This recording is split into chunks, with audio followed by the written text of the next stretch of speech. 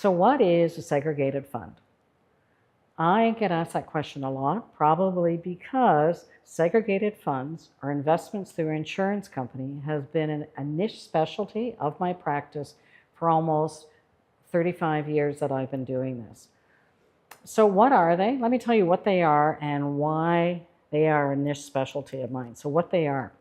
A client has money to invest, and they have two options. They can either take that money, go to a bank, a credit union, or a brokerage, and buy a GIC or a mutual fund or set up an investment account. Or they can take these same funds and buy those investments through an insurance company.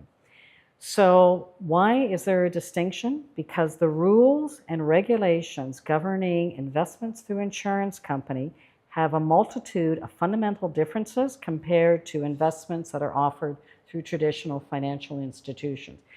What's a few of those examples? Number one, a capital guarantee.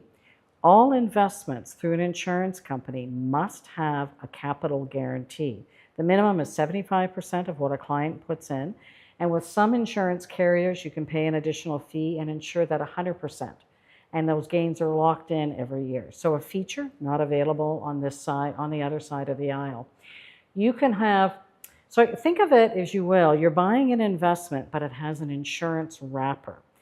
So, and this wrapper is imparting, and as I often describe it, it's like the Swiss Army knife of investment, because these rules and regulations allow you to do more with these investments than you can in the traditional financial channels.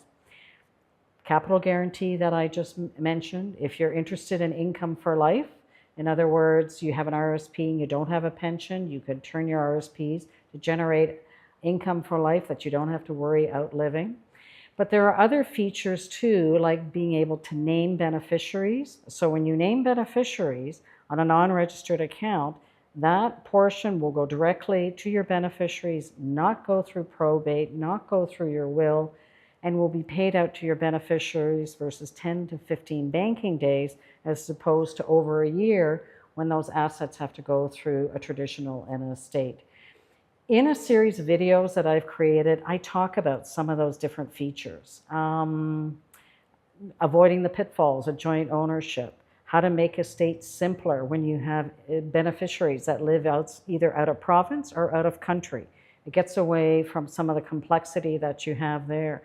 A no-cost alternative to trusts. When you have worried about your beneficiaries burning through their money, segregated funds have a feature through an annuity settlement option that allows you to pay it out to the beneficiaries over time if you're worried about how they're going to handle their estate. And there are many, many more.